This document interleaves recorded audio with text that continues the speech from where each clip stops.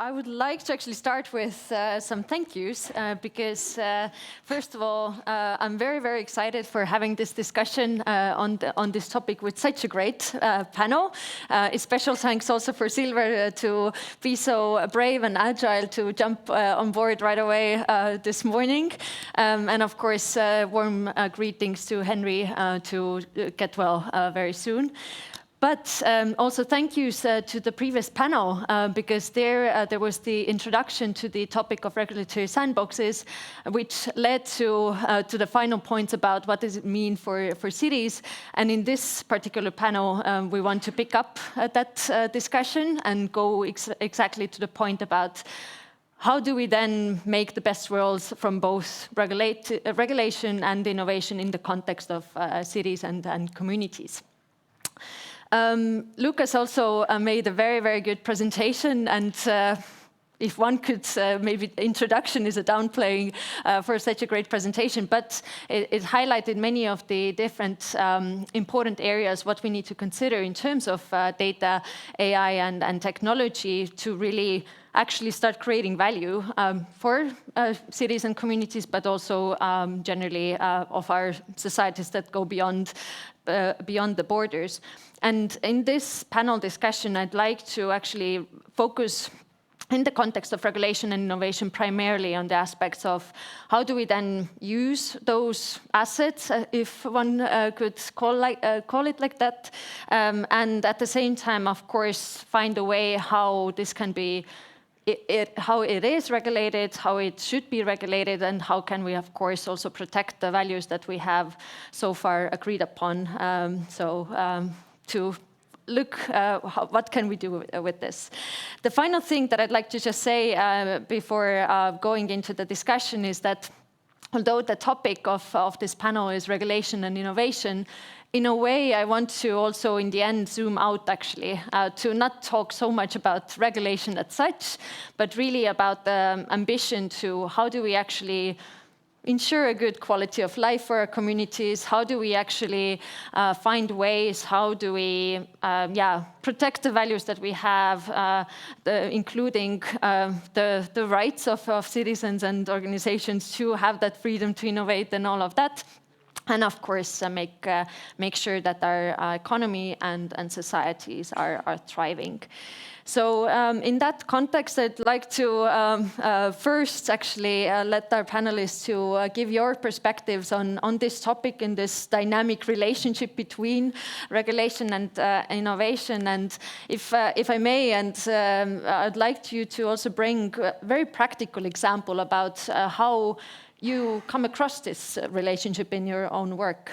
Maybe we can start with Stina. Yes, thank you. Thank you for inviting, and very glad to be in this panel on this very important topic. And actually, it's a good introduction. We are actually dealing in a digital world today with the question how to make data valuable in order to reuse it, for example. If we talk about data strategy in European Union level, it has very different aspects. For example, how we can reuse data, what kind of quality measures should be there in data in order to make good decision-based data-based decisions. How we can, for example, if we talk about Data Act, which is not very much discussed in public, but it's basically a regulation that regulates services and products which have IoT component on them. So if it collects some kind of data from my usage, then how I can reuse this data. For example, I have a smartwatch who is measuring my blood pressure, and now I want to give it to my doctor in order to her or him make like better decisions on my health, for example. Also, what is very important is the fundamental rights of person. There is if we regulate something, it has to be trustworthy in order to build up trust in societies, in cities, in governments in general. So everything we do, we have to take into account different stakeholders who will be impacted.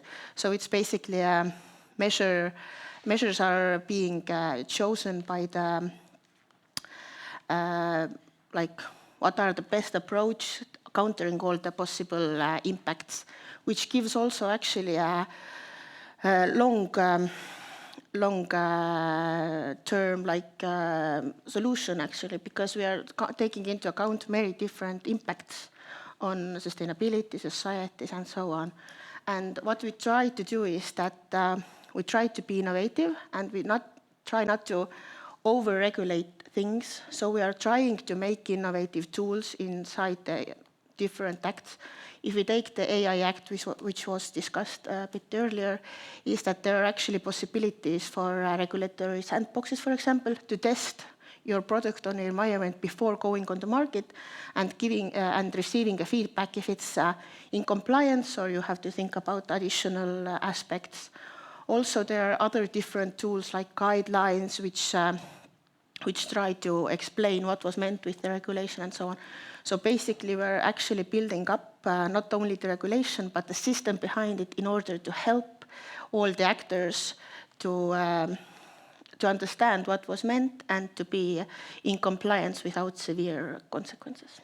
Thank you so much, and we'll probably come back also to the point about how do we actually support organizations. Let's move to Silver. What's your perspective? Thanks, Sille, and also for recruiting me. I have a quite similar answer, I think. Here in Ülemiste City, we have kind of grown into the topic. I mean, the regulation side. We think that we have been in the innovation side for a while. It started with the kind of curiosity, experiments here and there, some kind of new solutions, new technology implementations. And I think a few years ago, we understood that the needs and the applications that we have grown to the level where we need to pay more attention to the regulative side as well. Now, over the past years, we have been laying that kind of groundwork for that by adding competencies to the team, looking over our contracts, educating ourselves about the kind of larger regulations and so on. Because some of the use cases, the practical actual use cases that we have, they are related with data collection from the kind of city environment by smart cameras, measuring traffic, people, the kind of mobility patterns. And while we were satisfied before just logging in our service providers' dashboards, retrieving some kind of beautiful reports, making some assumptions out of them, and actually handing this risk or that kind of awareness of the whole regulative environment over to them, those service providers, now we ask actually this raw data, because we build our own automated systems in Ülemiste. We use this core data for other long-term research purposes and so on. We are growing into the topic where we need to consider that. But I add one more layer. Besides understanding the kind of larger regulations and national laws and everything like that, we also need to understand how we have built up the contracts with the service providers, those other private sector companies. Can we get this raw data from them? What we can do with that? Is it their data? Is it our data? Then we have our own personal working, the kind of processes, expectations of our own, the kind of KPIs, how they go against those regulations and contracts. It has been quite interesting journey. We continue with that, but mostly led by those actual smart city use cases that we have in Ülemiste. Very good. And I hear also that one key thing is actually the learning experience, how to deal in this situation. So we'll surely come back to that part. What about Margot? What's your perspective? Yes. So as we've heard already today, cities are growing, becoming more dense. And also more and more powerful in terms of purchasing power, but also decision making. So we have from one side quite some more challenges to deal with, and at the same time we also need to be the birth of innovation. We need the innovation, and we have excellent sort of very, very diverse areas where we can experiment with innovation. So Tallinn has been in the forefront, I would say, with digital services. We've been good with the data of our citizens, and we are trusted. So that gives us a good position to current stage where AI and data are becoming even more and more important. So our Tallinners are happy with being the guinea pigs to a certain extent, which is not the case in a lot of other countries. So that's why I actually bring it out, because in Estonia we are very used to it, but this is not we can't take it for granted everywhere else. Now, when it comes to experimenting and data, in Tallinn we have a project called Test in Tallinn. So we are open for projects and companies to come and test and experiment here. We've had up to 28 projects now being tested in Tallinn since the beginning, from all over the world, but also Estonian companies. And this is where we run against the regulations quite often. I must say that we have to send back very good projects because of the regulatory limitations. We can discuss a bit more in the detail of examples. I see that we are using machine learning, we are using image recognition to offer better services.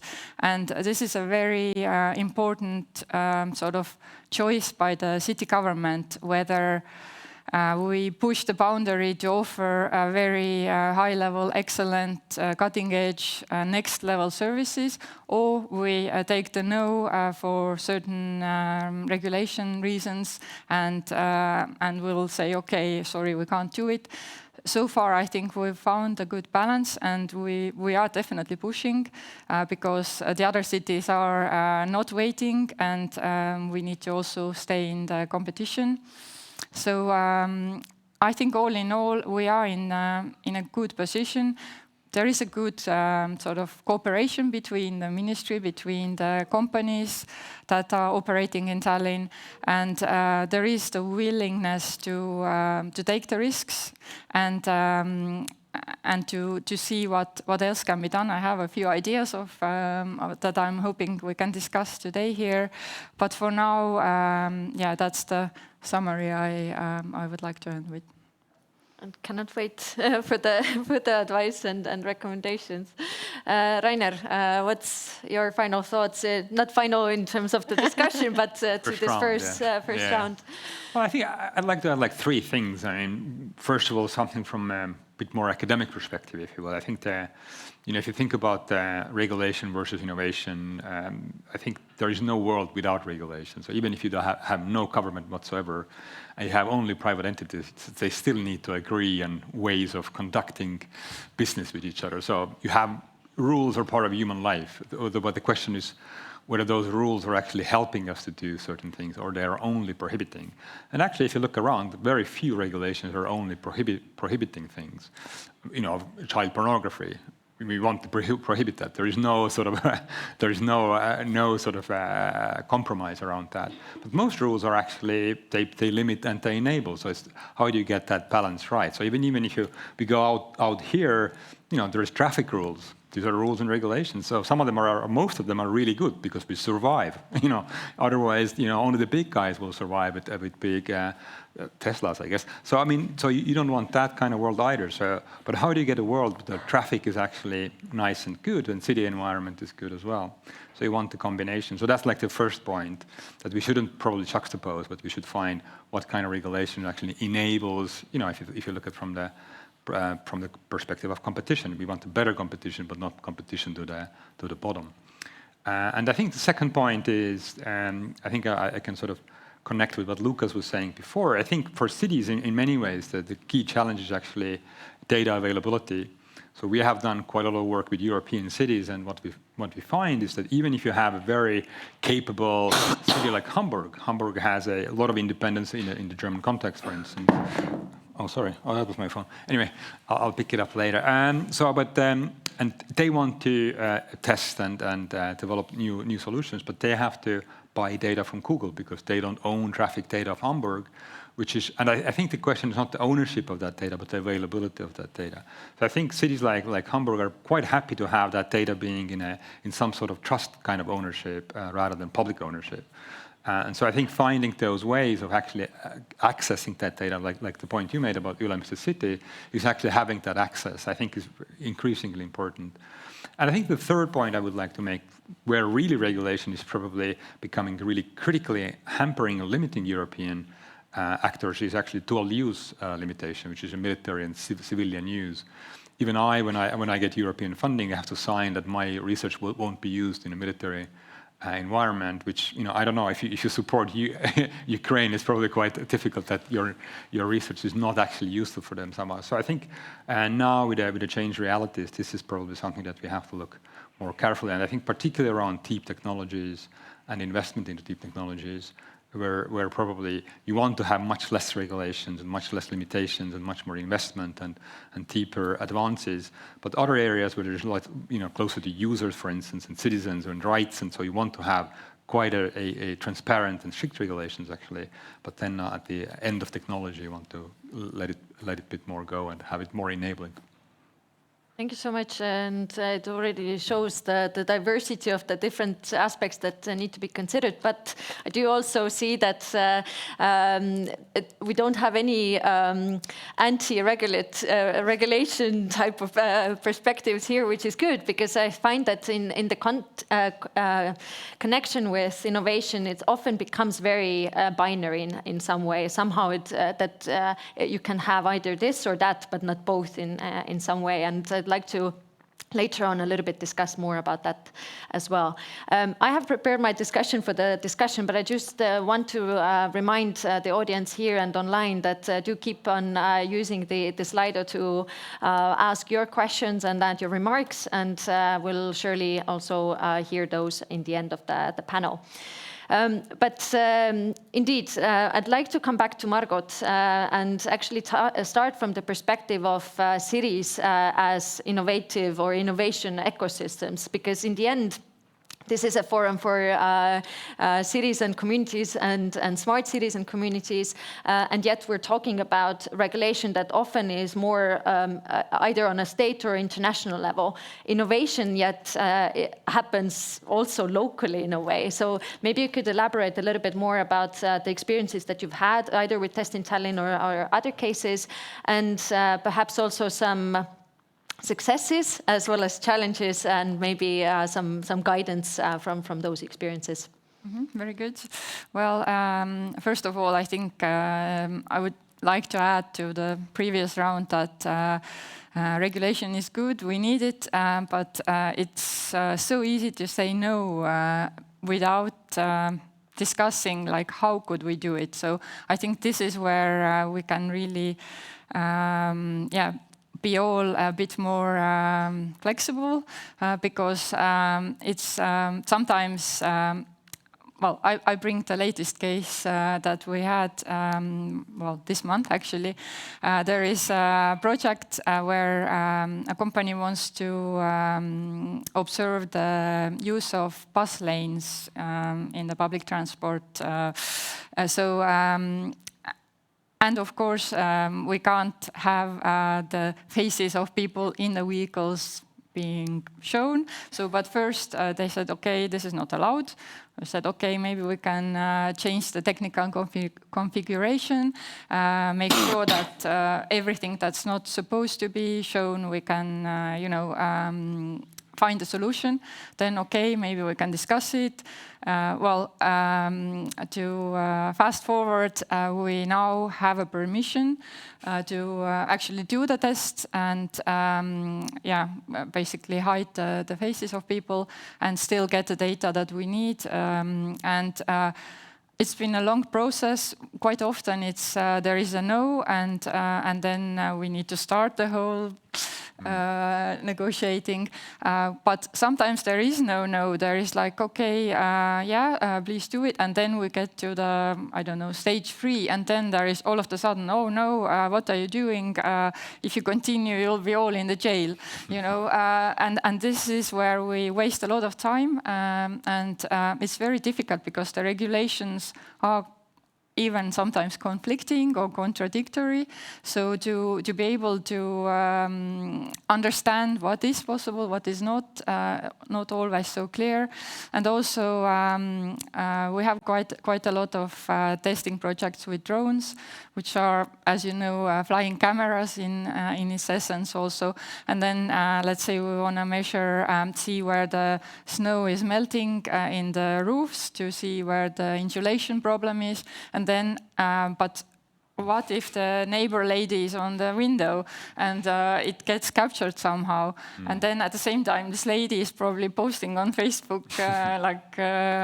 no end of the privacy is a problem. So these are some examples that I wanted to bring, and I think often the discussion leads to maybe and then a yes solution. And it's just that I think in Estonia we used to be more risk-taking in the past, and now we have become a bit of the best student in the class, and I think that creates problems. So, but I still see, of course, the silver lining, and this is where I wanted to come out with my suggestion. For instance, often the problem is that where do we keep the data? Is it safe? Is it possible? Maybe we should create some kind of government data warehouse where we keep the innovation projects data. I don't know if it's been discussed, but this could solve some of the issues, for instance. But I will hear other people's opinion now. Just quickly, and this is what we proposed to the city of government, city of Hamburg, to create a third party, essentially like an NGO that owns that data and is governed by private and public partnership. So you have both companies and the government actually overseeing that data and creating an anonymous data that then companies and government can use both. And so I think it's a great way forward, actually, because I think there's also being afraid that government now owns my data, and you see in the case of US, it's not a good idea if government has too much access to data as well, and so yeah, to have that kind of third-party ownership might be the option here. And in some places, it's already implemented as well, like in the case of Flanders with the data utility company or so forth. And I think in that case, it becomes quite a different role because you start to be proactive in a way how you could also actually use that data for creating value. But then moving from this perspective of innovation, I think it's also the aspect of mindset and culture and not being afraid to test, experiment, sometimes also fail, but then learn from it, etc. So then we come to the question about in some way it's paradoxical to the regulation, which tries to also give certainty on something that things won't happen, the negative consequences that we are afraid of. Stina, you have a very good insight to the IT regulation on the state level. So what's your perspective on actually finding ways how to really support organizations to comply with the regulations where things really need to be in a certain way, but at the same time also avoiding the chance that the legal office really stops any experimentation before something has even started? What's your some ways how can we really support organizations in that? Yes. Well, writing regulation to innovation is always difficult because you don't know the outcome of innovation, so you cannot regulate it. But which has been approached in European Union and also in Estonia is that we try to make it risk-based approach. So evaluate risks what happen and then take necessary measures if they happen. So there, as Rainer actually said, there are very few acts which prohibit something. But if they prohibit it, it basically means that it's against fundamental rights and democracy. So it's our values that we are actually protecting, our health, our citizens, our people, our companies. And how we write the regulation is actually we communicate, we make consultations with different stakeholders, either it's local authority, either it's some kind of business associations. So we propose some kind of solution or discuss solution what has come from European Union, and then try to understand what are the the feedback to it, and is it are we trying to regulate like the real problem or not, and then give feedback based on that to our laws or European Union laws. And actually, now the communication has been given out by the Commission, which is also trying to simplify and make it more simple and more implementable, the regulations for the stakeholders. And one key element in there is also making the communication better between different stakeholders. And for example, one concrete measures they are proposing is this implementation dialogues. So basically, let's say an info table with different stakeholders, cities, businesses, academia, to understand if the regulations that are already in place, are they like on spot? Are they over-regulating? Are they over-making compliance rules which are not necessary in societies? Or are they like gold-plating, making the things more strict in our law? What are the reasons behind it? And this dialogue will also try to help to find solutions in order to alleviate these things, for example. So communication is actually the first thing, I think, which should be. Very good. And I want to actually come back to the keynote that, Rainer, you made, because basically you were talking about the dynamic capabilities within cities too. And one way is also thinking about the dynamic capabilities to navigate this relationship, which is often also quite challenging.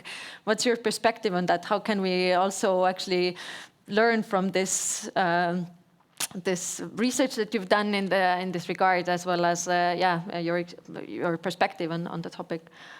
No, I think we see also on slide of questions, there's a lot of questions actually speak to the aspect of capability, and I think particularly around regulating very fast-moving sectors like data is. I think this is where I think the public sector needs to be very much hands-on, in a sense, not hands-on trying to regulate it, but hands-on trying to learn from it. So making available, again, data to public sector to test and learn and use it, I think is really, really important. And particularly now, I think as large language models are enabling us to do so much with synthetic data, with all of those sort of hypothetical scenarios, and actually be much more experimental. I think that is really where I see the sort of the key aspect for when we think about what are the skills that public sector would need and capabilities, is really having that space. And then the sandboxes was one case, but as we heard in the morning, sandboxes are actually quite cumbersome thing to build and to put up. So I think I like this from we had a panelist in the morning session that mentioned Singapore, where they have mandated that every public sector organization has to use AI in one way or another. And I think that's a good way to learn, because you have to deal with that. And I think that would be something like that we think about public sector or city departments, that you should dedicate 20% of your time in learning to use all those tools, whatever way that is. I think is so vital, because otherwise we are indeed sort of trying to regulate because we are afraid, or we don't know, or we are afraid to admit that we don't know, and all of those things. So if you have a hands-on experience, it's much easier to actually deal with that. Mm-hmm. For sure. I'd like to then continue with validating with you the understanding that really innovation and regulation is not so binary, because in the case of many of the regulations have actually tried to incentivize innovation in certain areas. In digital context, it's either the Data Act trying to increase data sharing, or Digital Markets Act trying to democratize the platform economy, etc. And on top of that, then there's also the aspect of compliance as a service is an attractive business area for many companies, which also supports innovation some way. So what are your perspectives and some of the examples what you could bring that either speaks to it or tries to also find that actually this is a nice thought but not so good in practice? What are your thoughts on this, Silver? I agree, but on the other hand, seeing that regulation just creates new market just to fulfill some kind of mandatory boxes, I don't like to see that too much. It has happened, of course, with, I don't know, ESG could be one example. We have been playing in that field as well, we tend to think that we definitely help our community, our companies, and we do that. But eventually, we all want to see that after all of that, helping, some real impact is created as well. Therefore, I would say it's quite complicated. Of course, we see that different regulations could create a new market. On the other hand, it also takes some investments out of Europe or out of Estonia locally as well. We have been experiencing that as well over the past year, I would say. It doesn't so much go for Estonia. It, I think, goes more about European Union, some larger international corporations maybe being more careful, making larger investments in our region, saying that it's not a problem yet, probably, but looking few years into the future, looking what we would like to do with AI, with some kind of data-driven new business ideas, it is more restricting environment than it would be elsewhere. So we will take our larger investments rather elsewhere, not in Europe. Well, maybe we can turn that around, kind of creating the market from private sector side, also public sector side, saying that, hey, if you develop your solutions here in this most restricted field, regulative way, maybe this is a competitive advantage in the future. It is the most safe, it is, I don't know, more advanced, more ethical, and that could be the kind of selling argument in the future for many targeted clients. Mm-hmm. So I think it's also how we ourselves take this issue. If we are grumpy, we always blame the regulations and some kind of new act, then we kind of create that kind of understanding that Europe or being here is bad. If we play it as our strength, we believe in it, it's our European values, then I think we can turn it into a bigger market than it is before. Probably enforcement and the being very smart in how to actually enforce is really key here. But same question to others. What are your perspectives and maybe like something to add? Yeah, thank you. I think what has come up in here is actually this legal interoperability and also technical interoperability, which is also a very important topic in the European Union. What happened with AI Act and why it was regulated on EU level was that otherwise we would have 27 regulations in member states, because different member states already saw some kind of issues with fundamental rights and they wanted to do themselves. So if we allow to make 27, it would be a lot harder to do your business in different countries maybe. So in order to like make it beneficial to do it in Europe, it's like one set of rules which everybody agreed upon. And maybe the other thing is that what we would like to emphasize is that you shouldn't be afraid of a regulation, because most of the regulation also have these innovative tools. Either there are regulatory sandboxes, are there other guidelines, or some kind of technological legal tech solutions, some like privacy enhancing technology that could be used in order to like lower the risk of data processing with some kind of like technical solutions. So everything is basically allowed in order if you take consideration of the impacts and the risk, and then choose appropriate measures legally, organizatorily, technologically. So you can use either bets or sandboxes in order to understand and make the risk lower. Very good. There's a question for you, Margot. I don't know if we are in the question We can round integrate already. for sure the questions also from the audience already before we start to go into the direction of some advice or recommendations. So maybe indeed we can go right away to the question to Margot. So the question goes, how is Test in Tallinn serving the interest of citizens, especially if this is offered to companies from outside of Estonia or even outside of the EU? Many regulations are in place to protect the citizen. How could citizens object if these regulations were loosened? Very good question, and I've had that question before. And of course, Test in Tallinn and being open is a choice, because there are quite some cities that do their sort of living labs only for their own companies of their own city, losing out a lot of opportunities, I would say, because being open means that we get the best innovation to be tested And we are the first ones to also be able to use it. Our own Tallinn people are first ones to be able to use it. And I can just bring an example. We were testing a solution for the visually impaired and blind people in the Tallinn Zoo this summer. And I mean, if this works well, we are so happy to use it right away. And there are a lot of examples like that where we can benefit right away or very quickly. And also there is another little logic behind it, because if a company from another country, especially if it's outside of Europe, we've had a few from New Zealand, for instance. If they come to Tallinn or Estonia first in Europe and they test here, they are successful.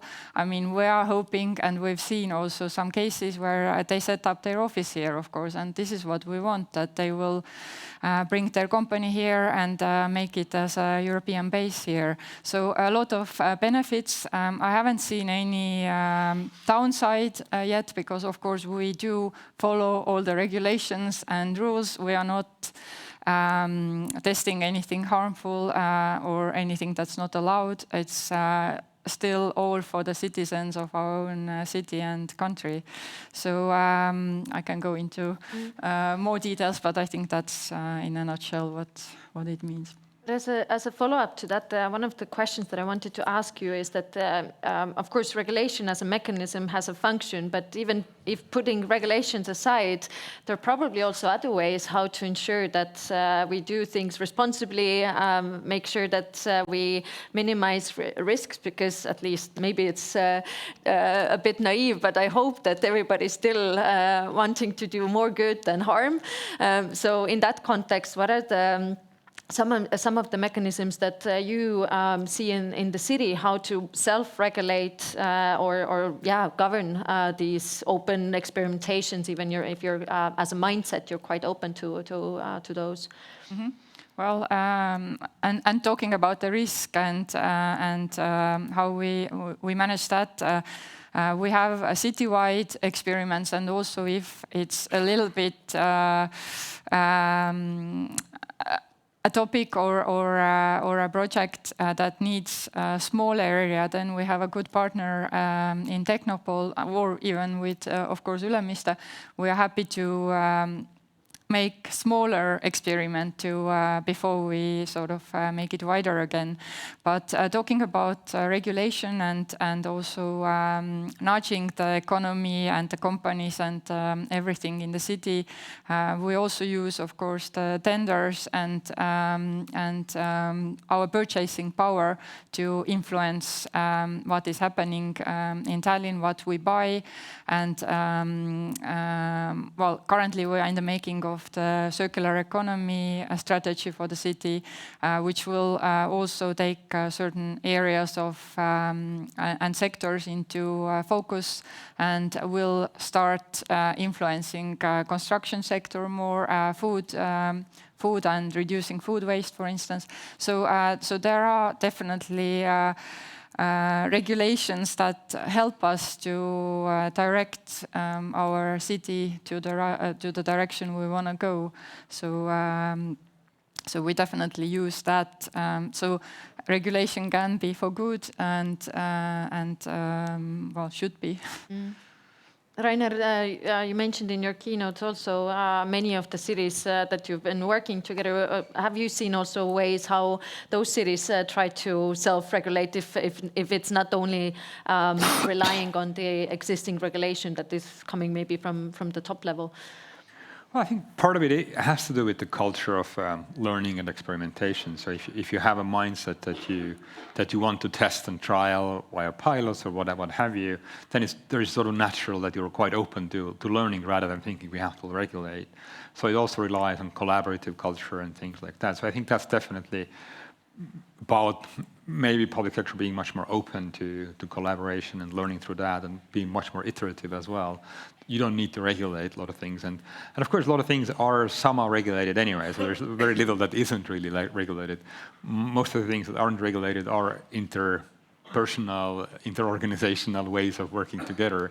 And that's the way, I think, to get ahead. And you probably look at the city governments that have been successful one way or another. They are very good at building teams and collaborating. And that's both in terms of the leadership, but also in terms of having heads of departments, units, and things like that. So that's where I think a lot of the things are buried into. It's like a secret key.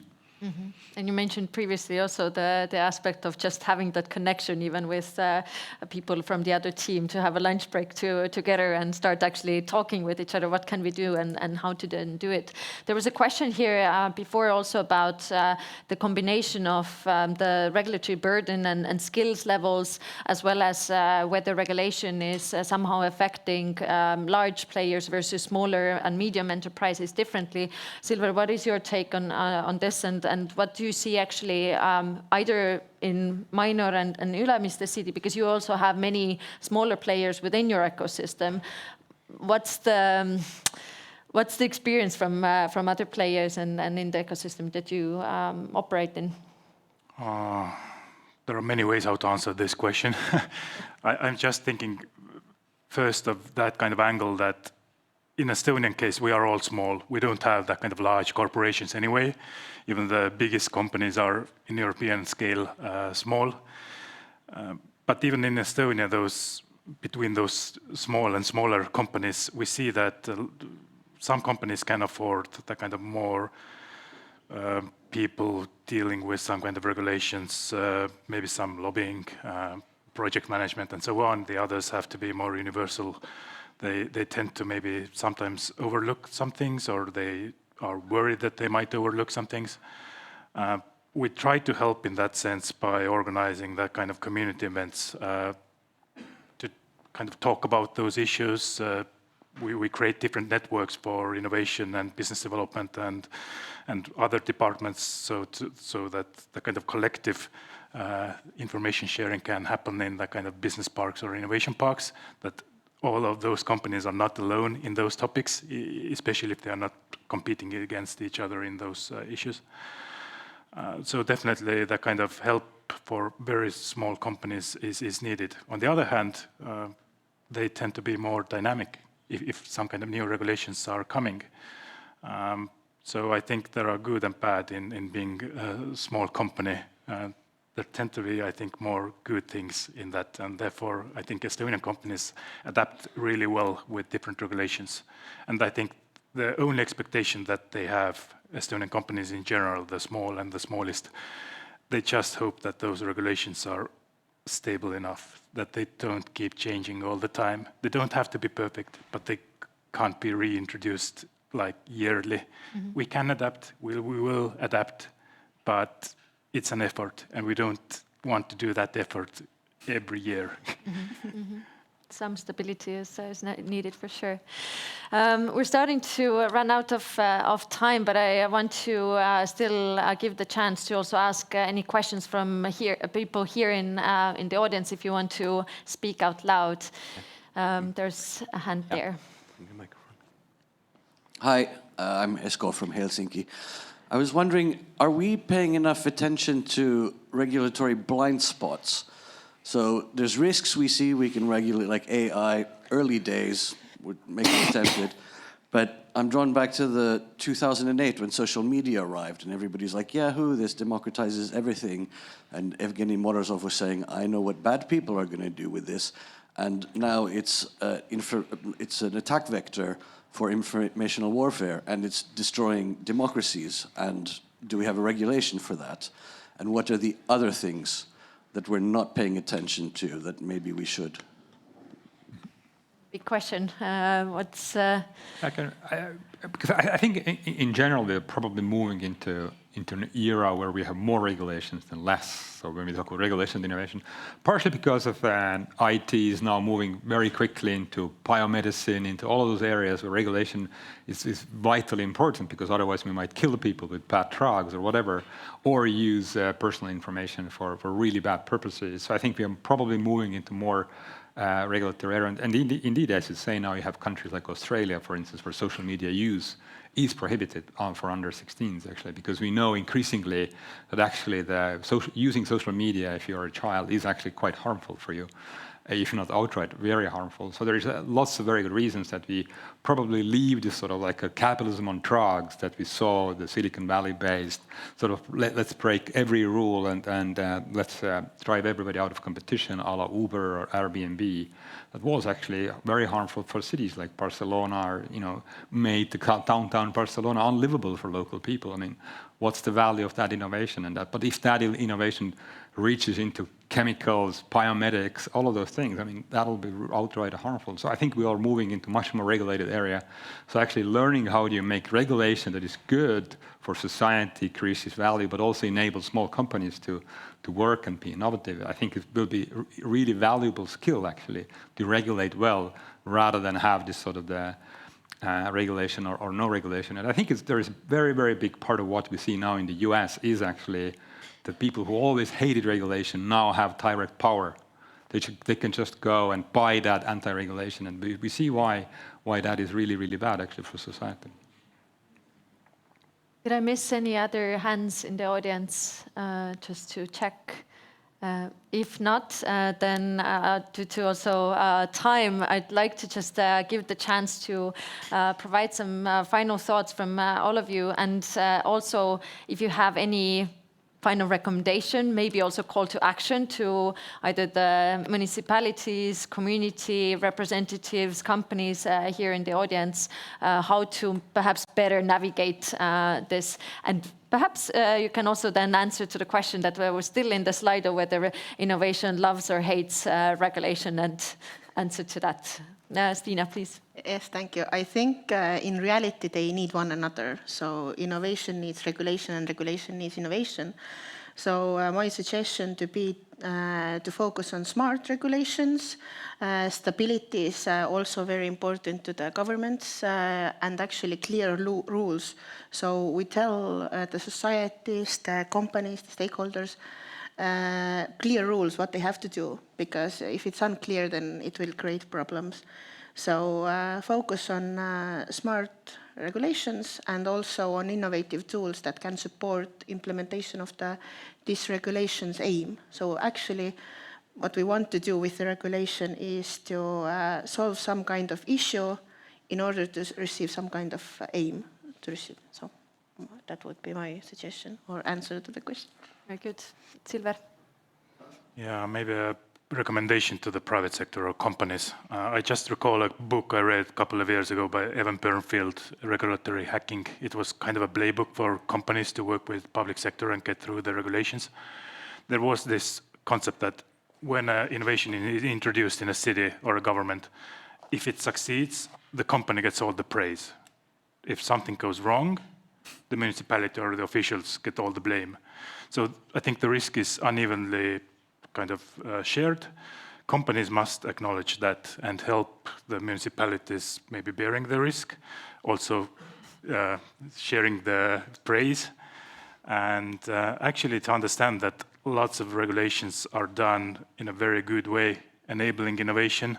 So that kind of regulatory innovation that the municipalities and governments introduce every year, maybe this could be more highlighted by the private sector as well, and that gets things rolling on a more equal basis. I think it's not then us against them or us against the regulations. We are all then for the same cause. Very good. Thank you, Silver. I think you did my job already, but yeah, just wanted to add that I see that Tallinn can be an excellent innovation hub, and taking everything into account of our central government, city flexibility, our history of being the forefront of e-services, all of that. I think we should all try to cooperate. It sounds a bit sort of cliche, but whenever there is a great project that all the stakeholders should try to think along, and I think we can solve a lot of issues, be it regulatory or anything else, and make test in Tallinn great. So because like you I think said that tested in Europe or innovated in Europe, this is kind of a trademark. So I agree completely, and we do give recommendation letters for Estonian or other innovators who have tested with us if they wanna be, like there was an Estonian company Bikeep who was participating in a tender in New York for their products. So we happily give the tested in Tallinn stamp, explain our experience, and I've understood it's extremely helpful. So this can be a great success for Estonia, for Tallinn. Thanks. Good. Rainer? I think I've spoken too much anyway, but I think it's just a quick final thought from my perspective is that I think we should be much better at learning to use regulation for our own good, both from private companies and from the public perspective as well. So it's rather than think, how do we get rid of it? How do we make sure that it actually enables our own goals? Very good summary. With that, a big thank you to our panelists, a round of applause, and we then continue.